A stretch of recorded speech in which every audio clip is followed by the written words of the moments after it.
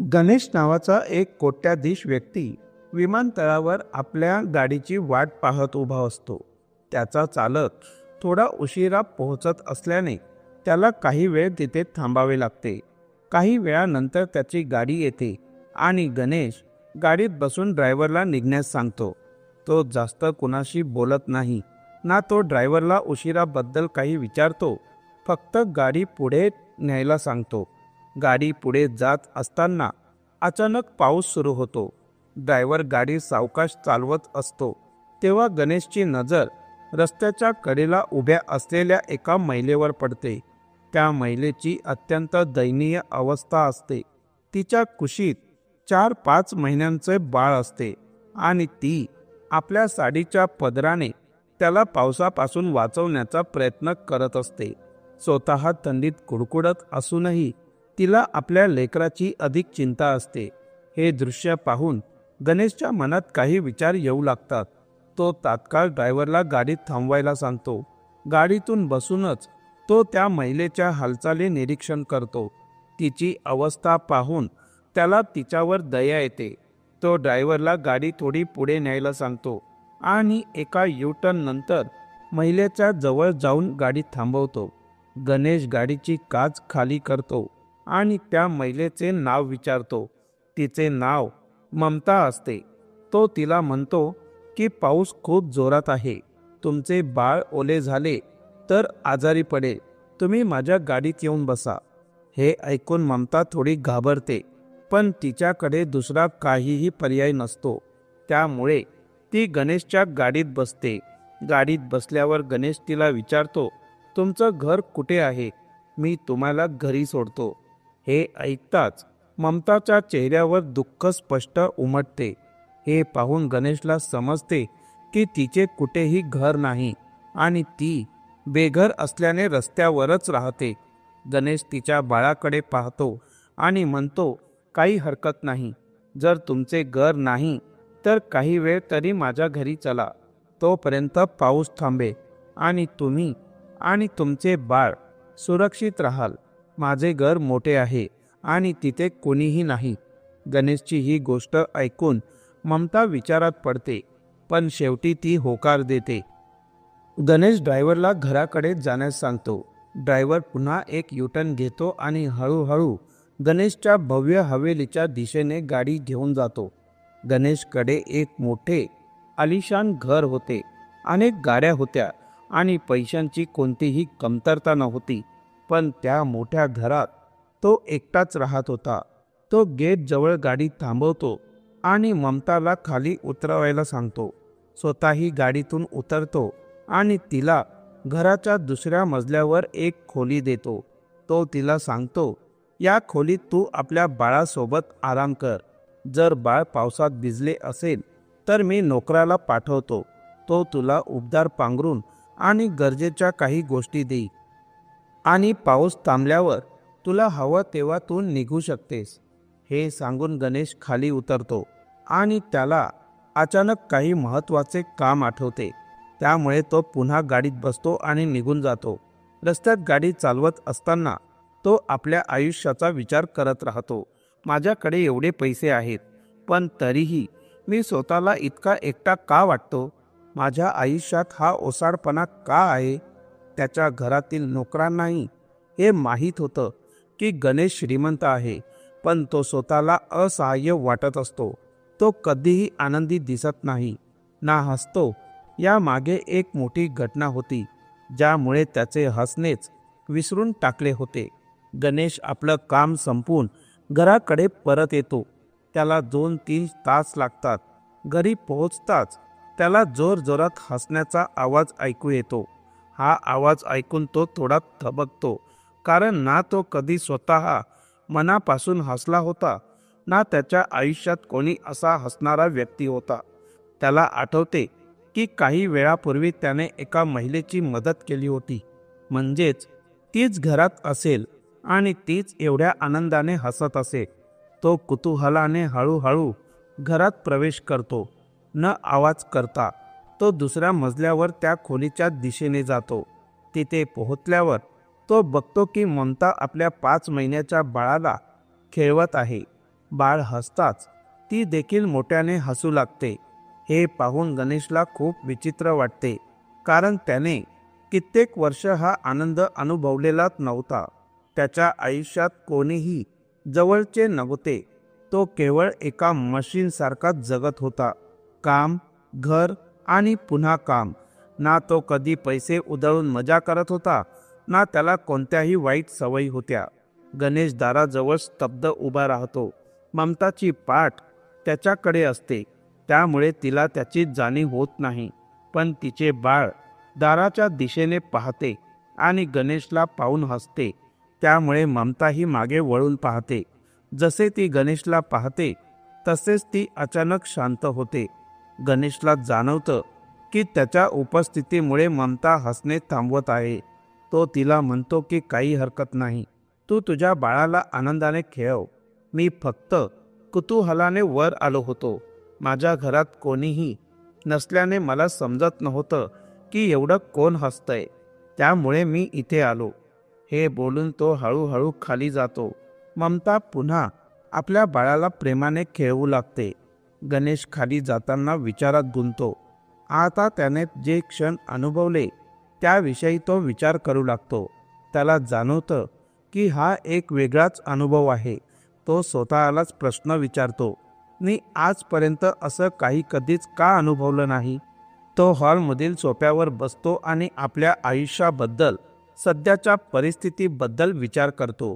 इतक्यात घराची डोरबेल वाजते. नोकर दार उघडतो आणि तिथे गणेशचा एक जुना मित्र उभा असतो. तो तब्बल 2 वर्ष परदेशात होता आणि आजच परत आला असतो. गणेश ताबडतोब उठतो आणि त्याच्याकडे धावत जातो. दोघे एकमेकांची चौकशी करतात. हा मित्र गणेशचा एकमेव जवळचा माणूस होता. त्याच्या भेटीने गणेशला आनंद तर होतो, पण तो आनंद व्यक्त कसा करायचा हे त्याला येत नाही. त्याचा मित्र हे समजून घेतो. दोघं बोलत असतात तेव्हाच वरून पुन्हा हसण्याचा आवाज येतो. मित्र लगेच विचारतो, गणेश, हे काय आहे? तुझ्या घरात कोणी हसतंय? मला तर वाटत होतं की तुला हसणारी माणसं आवडत नाहीत.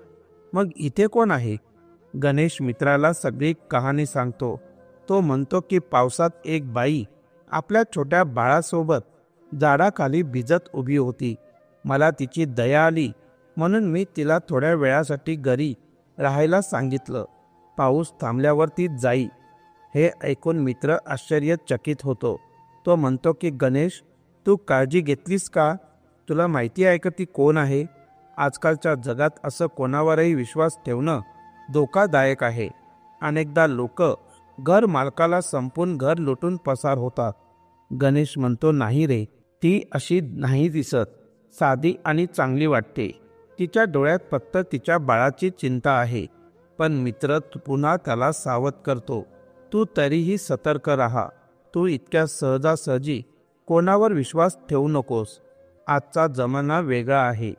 मित्राच्या या शब्दांनी गणेशच्या मनात शंकेचे किडे वळवळू लागतात. तो वर करणी मित्राला म्हणतो की नाही, काही होत नाही. ती आणि तिचं बाळ सुरक्षित आहेत. मित्र गणेशला निरोप देतो आणि म्हणतो, आपण पुन्हा भेटू. स्वतःची काळजी घे. गणेश त्याला निरोप देतो, पण त्याच्या मनात मित्राच्या शब्दांचा प्रभाव राहतो. काय माहीत, जर माझा मित्र खरंच बरोबर असेल तर?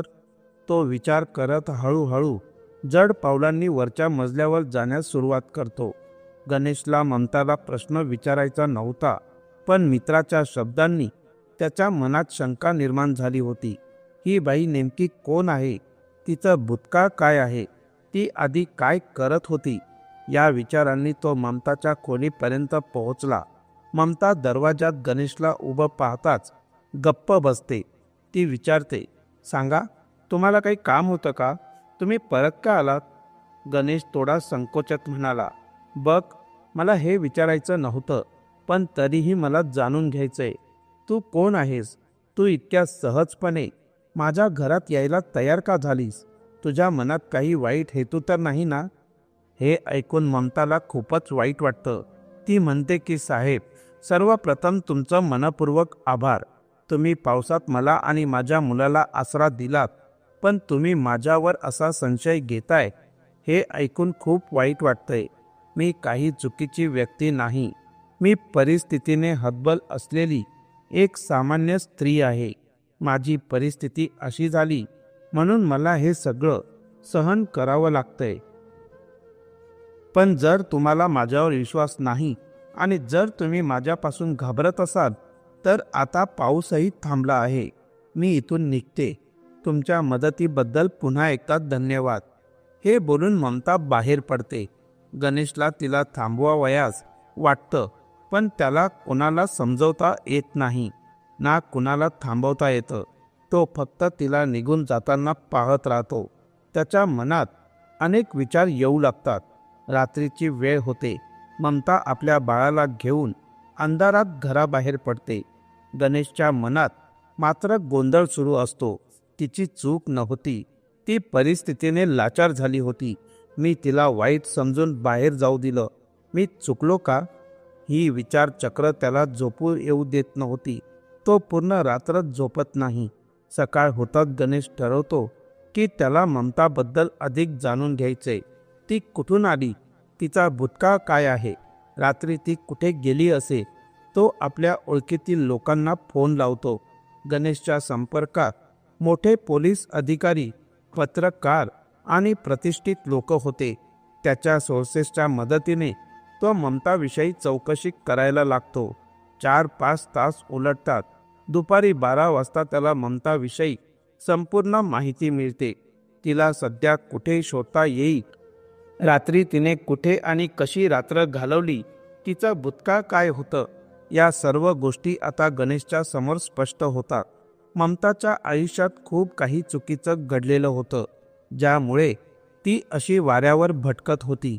गणेशचा एक मित्र पोलीस खात्यात होता. त्याने ममताची संपूर्ण माहिती मिळवली. गणेशच्या घरात CCTV कॅमेरे होते. त्या फुटेजमधून गणेशने ममताचा फोटो काढून आपल्या पोलीस मित्राला पाठवला. त्या आधारे चौकशी करण्यात आली आणि पोलिसांना ममताच्या भूतकाळाबद्दल सर्व काही माहिती मिळाली. ममता एका मोठ्या घराण्यातील होती. तिने प्रेमविवाह केला होता, पण तिच्या सासू सासऱ्यांना हा विवाह मान्य नव्हता. तरीही मुलाच्या हट्टामुळे त्यांनी तिला घरात ठेवले. काही वर्षांनी ममताला मूल झालं. मात्र तिच्या मुलाला अवघे 3 महिने पूर्ण होताच अचानक एका अपघातात तिच्या नवऱ्याचा मृत्यू झाला. त्याच्या मृत्यूनंतर ममता पूर्णपणे एकटी पडली. सासू सासऱ्यांनी लहान मुलासह तिला घराबाहेर काढून दिलं. हताश होऊन ममता आपल्या माहेरी गेली, पण तिथेही तिची अवस्था वाईटच होती. तिचे आई वडीलही निधन पावले होते आणि तिच्या भावाने तिच्या पत्नीच्या सांगण्यावरून तिला घरात थाराच दिला नाही. तू अशीच आमच्या प्रतिष्ठेला डाग लावला आहेस. आता जर तू इथे राहिलीस तर समाज आम्हाला नावं ठेवतील. तुझ्यासाठी इथे अजिबात जागा नाही, असं म्हणत भावानेही तिला घराबाहेर आकलून दिलं. त्यानंतर ममता रस्त्यावर आली. ती कुठेही कामाला जात होती, पण तिच्या लहान मुलामुळे कुठेच टिकू शकत नव्हती. तिच्याकडे राहण्यासाठी घर नव्हतं आणि खाण्यासाठी पैसा नव्हता. तशीच ती एका रस्त्याच्या कडेला उभी होती. तेव्हाच पाऊस सुरू झाला आणि तिने एका झाडाखाली स्वतःला आणि मुलाला वाचवण्याचा प्रयत्न केला, पण तिथेही तिला पुरेशी सुरक्षितता मिळाली नाही. त्याचवेळी गणेशने तिला पाहिलं आणि तिला आपल्या गाडीत घेऊन घरी आणलं. जेव्हा गणेशला ही संपूर्ण गोष्ट समजली तेव्हा त्याला स्वतःवर खूप राग आला. त्याने स्वतःलाच दोष देऊ लागला. त्याला जाणवलं की त्याने ममतावर अन्याय केला. तो ताबडतोब आपल्या पोलीस मित्राच्या मदतीने ममताला शोधायला गेला. ममताला भेटताच त्याने तिची माफी मागितली आणि म्हणाला, ममता, मला माफ कर. मी खूप मोठी चूक केली. खरं तर मी आजच्या काळामुळे आणि लोकांच्या बोलण्यामुळे भांबावलो होतो. माझ्या मित्राने जे सांगितलं त्याचा मी गैरसमज केला, पण आता मी तुझ्या संपूर्ण आयुष्याबद्दल जाणून घेतलं आहे. तू काळजी करू नकोस. तू आणि तुझं मूल माझ्या घरी निश्चिंत राहू शकता. इथे कोणताही कमीपणा वाटू देणार नाही. पैशांचीही चिंता करण्याची गरज नाही. जेव्हा तुला स्वतःच्या पायांवर उभं राहता येईल आणि तुला वाटेल की आता तुला तुझं वेगळं आयुष्य घडवायचंय, तेव्हाच तू इथून जाऊ शकतेस. गणेशच्या या शब्दांनी ममताच्या डोळ्यात अश्रू आले. तिने मनोमन आभार मानले आणि तिच्या मनात पहिल्यांदाच एका सुरक्षिततेची भावना निर्माण झाली. ही गोष्ट ऐकून ममता ही सहमती दर्शवते आणि तिथेच राहण्याचा निर्णय घेते. हळूहळू दिवस पुढे जातात आणि गणेश व ममतामध्ये एक वेगळंच नातं निर्माण होतं. ममता गणेशची चांगली काळजी घ्यायला लागते. ती विचार करते की जेव्हा मी या घरात राहत आहे तेव्हा काही ना काही योगदान द्यायलाच हवं. त्यामुळे ती गणेशसाठी रोज चांगले जेवण बनवते. तिच्या हातच्या गरमागरम जेवणाने गणेशला घरपणाची आपुलकीची जाणीव होऊ लागते. तो हळूहळू तिच्याकडे आकर्षित होऊ लागतो. काही काळ असाच निघून जातो. एके दिवशी जेव्हा गणेश ऑफिसमधून परत येतो तेव्हा ममता त्याची वाट पाहत दरवाजावर उभी असते. तिच्या त्या उभं राहण्याला पाहून गणेश ठरवतो की आज त्याला आपल्या मनातलं ममताला सांगायचं आहे. तो थोडा थांबतो आणि मग धाडस करून म्हणतो, ममता, तुझ्या या वागण्यामुळे मला तुझ्याबद्दल प्रेमाची भावना निर्माण झाली आहे. मी तुझ्यावर मनापासून प्रेम करतो. कृपया या गोष्टीचा गैरसमज करून घेऊ नकोस. जर तुला हे नको असेल तर मी कधीही तुला जबरदस्ती करणार नाही. गणेशच्या या कबुली जबाबाने ममता स्तब्ध होते. ती काही क्षण गप्प राहते, पण तिच्याही मनात गणेशबद्दल प्रेमाची भावना निर्माण झाली होती. शेवटी ती लाजत हसते आणि म्हणते की गणेश, मलाही तुझ्याबद्दल असंच वाटतं. अनेक दिवसांपासून तू मला खूपच चांगला वाटतोस. त्या क्षणी दोघांनीही एकमेकांबद्दलच्या प्रेमाची कबुली दिली. यानंतर गणेश तिला लग्नाचा प्रस्ताव देतो आणि म्हणतो, ममता, मी तुझ्या मुलाला माझ्या स्वतःच्या मुलासारखं वाढवू इच्छितो. ज्या दिवसांपासून तू आणि तुझं मूल माझ्या जीवनात आले त्यानंतर माझं आयुष्य पूर्ण बदललं आहे. आधी मी एकटाच असायचो, पण आता मला नेहमी घर गाठायची ओढ असते. ऑफिसमध्येही माझं मन लागत नाही. मला सतत वाटतं केव्हा घर गाठेन आणि केव्हा या बाळासोबत खेळेन. गणेश आता पूर्णपणे ममतावर आणि तिच्या मुलावर प्रेम करायला लागला होता. तो त्या मुलाशी खूप जवळचा झाला होता. ममताच्या मुलालाही गणेश खूप आवडायचा आणि तोही त्याच्यासोबत खेळायचा. हे ऐकून ममता म्हणते, लग्न करण्यास मी तयार आहे, पण त्याआधी मला काही प्रश्नांची उत्तरं हवी आहेत. ममताला आश्चर्य वाटत होतं की गणेशचे वय वाढलेले असतानाही त्याने अजून लग्न का केलं नव्हतं. त्याच्याकडे भरपूर पैसा होता, चांगलं घर होतं आणि तो व्यसनांपासूनही दूर होता. मग असा माणूस इतकी वर्ष एकटाच का होता, ती विचारते. गणेश, तुझ्याकडे चांगला पैसा आहे, चांगलं घर आहे आणि तुला कोणतंही वाईट व्यसनही नाही. मग तू आतापर्यंत लग्न का केलं नाहीस? गणेश काही क्षण शांत राहतो. तो खोल विचारात पडतो. काही वेळानंतर जेव्हा ममता त्याला पुन्हा विचारते तेव्हा तो हळू आवाजात म्हणतो, ममता, माझ्या आयुष्यात एक असा काळ आला होता ज्याने मला लग्न करण्याची भीती बसली होती. हे ऐकताच ममता अधिक उत्सुकतेने विचारते, असं काय घडलं होतं की तुला लग्नाची भीती वाटू लागली आणि तू इतकी वर्ष एकटाच राहिलास? गणेश ममताला त्याच्या आयुष्यातील सर्वात मोठ्या दुःखाबद्दल सांगू लागतो. तो म्हणतो की आजपासून साधारण 4 वर्षांपूर्वी माझ्या लग्नाची चर्चा सुरू झाली होती. माझ्या आईवडिलांनी माझ्यासाठी एका मुलीचा शोध घेतला होता आणि ते तिच्या घरी बोलणी करण्यासाठी जात होते. पण दुर्दैवाने वाटेतच त्यांचा अपघात झाला आणि त्या दुर्घटनेत त्यांनी आपलं प्राण गमावलं.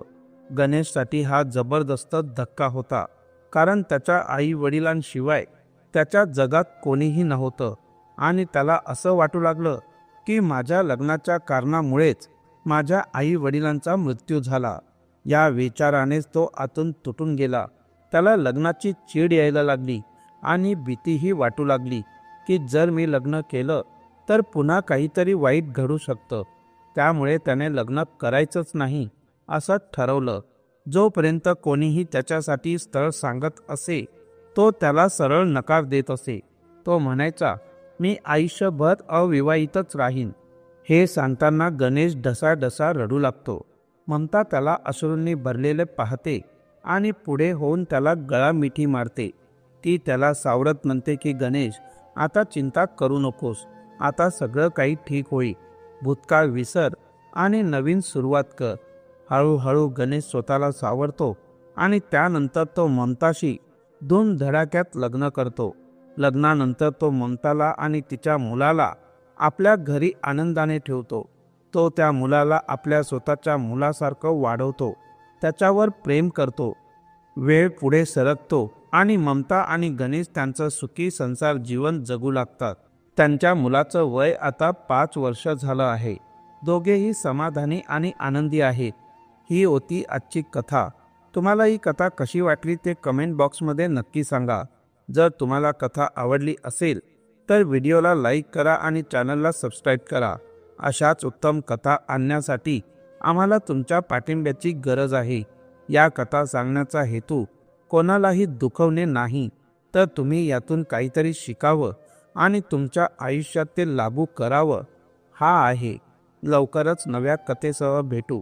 तोपर्यंत जय हिंद, जय भारत. धन्यवाद.